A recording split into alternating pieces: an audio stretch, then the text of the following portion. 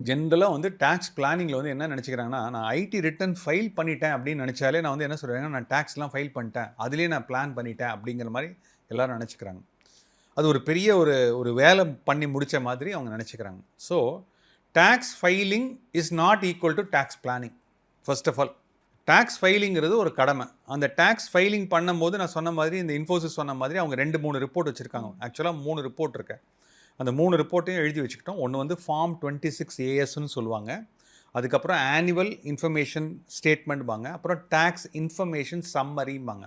So இந்த 3 ஸ்டேட்மெண்ட்டும் ஃப்ரீயாக இருக்கும். உங்களுடைய பேன் நம்பரில் கொடுத்து டவுன்லோட் பண்ணிங்கன்னா வெப்சைட்டில் போய் கணினியில் போய் நீங்கள் டவுன்லோட் பண்ணி வச்சுக்கலாம். இது வந்து பாயிண்ட் நம்பர் 1. நீங்கள் எதாவது மிஸ் பண்ணிட்டீங்கன்னா கூட, சும்மா ஒரு ரூ. 1000 ஒரு ரூ. 100 ஃபார் எக்ஸாம்பிள் எங்கேயோ ஒரு இடத்துல வட்டி வந்திருக்கு, அந்த வட்டி தெரியாமல் நீங்கள் விட்டுட்டிங்கன்னா கூட அவங்க நீங்கள் டேக்ஸ் ஃபைல் பண்ணதை வச்சு அவங்க என்ன சொல்லுவாங்கன்னா, இதெல்லாம் நீங்கள் ஒழுங்காக பண்ணலை அப்படின்னு ஒரு நோட்டீஸ் அனுப்புவாங்க.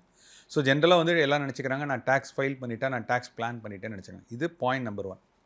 ஸோ அந்த மிஸ்டேக் பண்ணாதீங்க. 2வது, எல்லாரும் வந்து பண்ணக்கூடிய காமன் மிஸ்டேக் அப்படின்னு கேட்டிங்கனாக்கா, டேக்ஸ் பிளானிங்கை வந்து நம்ம கடைசியாக தள்ளி போடலாம். நம்ம இந்தியன்ஸே சரி, சாதாரணமாக நீங்களும் சரி நானும் சரி அப்படின்னா, நம்ம அந்த ஸ்கூல் நாள்லேருந்து நம்ம என்ன பண்ணுவோம், பரீட்சைக்கு படிக்கணும் அப்படின்னாலே எக்ஸாமுக்கு ஒரு 10 நாள் முன்னாடி படித்தா போதுமா, அதில் எது இம்பார்ட்டண்ட்டான கொஸ்டின், மிஸ் என்ன கேட்பாங்க, போன குவார்ட்டர்லி எக்ஸாமில் என்ன கேட்டாங்க, இந்த குவார்ட்டர்லி எக்ஸாமில் என்ன கேட்பாங்க,